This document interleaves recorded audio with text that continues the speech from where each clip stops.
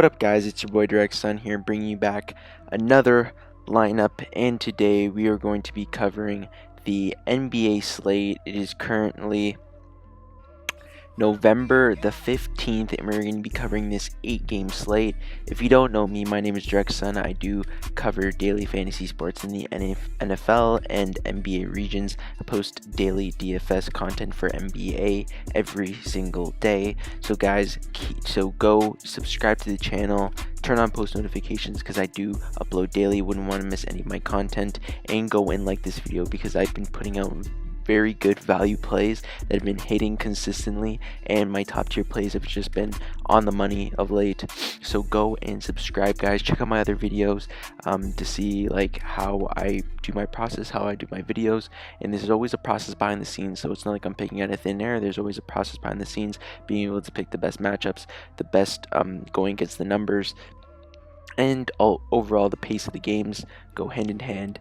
And I'm going to be bringing these picks towards you guys. We're getting close to 600 subscribers, and I'd like to keep this train going. We've been over 100 views on every single video so far, and I'd like this channel to grow. So let's get into this video, guys. So usually I start off with my top tier plays, and my top tier play is going to be in this week is going to be James Harden. Man, this guy's been on a roll, like a consistent roll, effortless roll.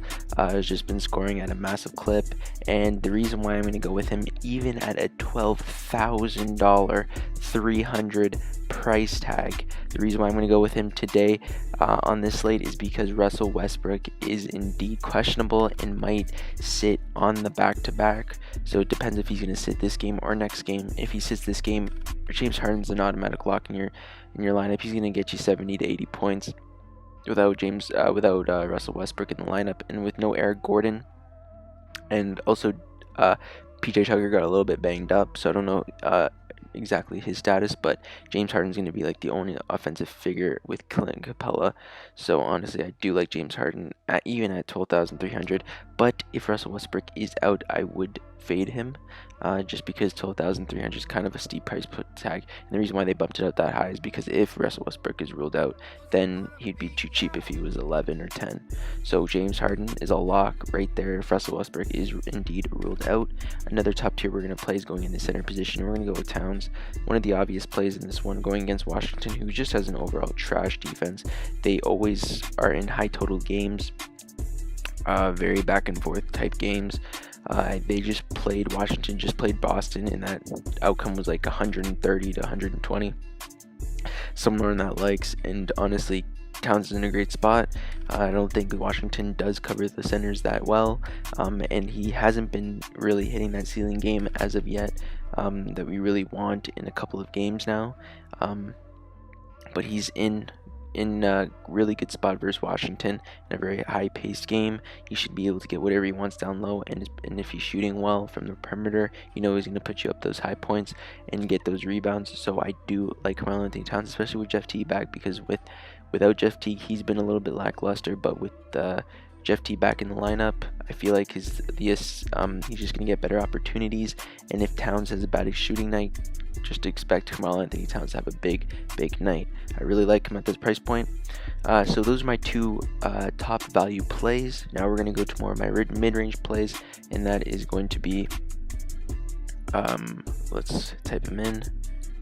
Green has just been terrible, to say that he's just been overall not playing as good as he wanted to, and has not been playing as good as the past. Hasn't been able to score, but is able to get those rebounds, assists, blocks, and steals, as you've seen him do consistently even last year, but hasn't been able to do anything with it. He's been in blowout games and only has been playing like 20 to 30 minutes, but when he does get the 30 minutes, he can be able to produce and get that high number, because his ceiling is just way too high for a 5,300 price tag. So I consistently want to be playing this guy every single time he's on the floor, because if his price level doesn't go up, then the ceiling of there's no other guy at 5,300 that's going to get you 58 points. And Draymond always has that ceiling to get you it. He's in a good matchup here versus Boston, and it's going to be a gritty one, especially if it's a little bit of a blowout. There's blow potential, obviously, whenever a good team's going against Golden State, especially like Boston. But I do like Draymond Green in this spot without Gordon Hayward. I feel like he has a better matchup and should be able to get what he wants down low in the basket area. And I do like him just because he gets those rebounds and assists. So Draymond Green I do like. So now let's get to my 2 value plays on this slate. It's going to be a guard, and it's going to be on the Sacramento team, YOGI FERRELL at 3,600. YOGI FERRELL is a great price tag.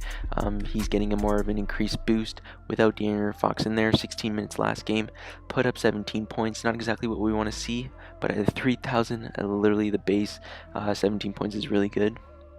His price has gone up now, but I do expect him to get a larger role, especially in this game versus the LA Lakers, just because Corey Joseph just cannot score for his life. So I do like YOGI FERRELL in this one to play premium backup role of point guard to Corey Joseph, and you should guys keep your eyes peeled to the starting lineups just in case YOGI FERRELL might draw the start. If he does draw the start, he's going to be a smash play at 3,600, but I do also, and I think he's viable at that price tag to if he's a backup. And I don't mind him in this spot at all for 3,600 as one of the premium value plays on this slate. And then another player we're going to go with is Augustin, and this guy's just been balling out. So Orlando in general has been balling out, but DJ Augustin has just been better than Markelle Fultz in my opinion, and he's shown us that he's better than Markelle Fultz. 12 points, 8 assists, 5 rebounds. He's able to score. They played him almost in the last 8 minutes of the Orlando Philly game.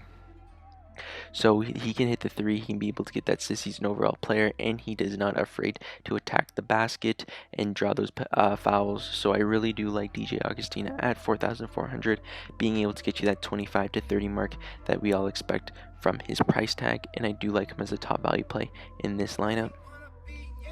So guys, this is my top tier plays, my mid-range plays, and my 2 value plays. I stopped doing lineups just because some people didn't really use the entire lineup or didn't like it. I only took pieces of it, so I'm giving you pieces here. If you do want to have the full lineup, it is going to be in the comments as usual, so go down in the comments and go check out the full lineup if you guys want it. Don't forget to subscribe to the channel, guys. We are growing 55 new subscribers in the last 28 days. Thank you guys so much. And let's just keep it going, like being able to get this information out of me, and while we're still like a small YouTube channel, it's just going to be beneficial for you guys before you know, like it just becomes more popular and people start hopping onto the channel. So guys, just use me as your value guy, being able to go in the description right now and go into check out my links. Those are to my social medias. You can direct message me at any time or go in the comments and ask me any questions as people have done before. So guys, go do that, go subscribe, and also like the video. It helps a ton. And this is my lineup, and this is Directsun logging off. Peace, guys.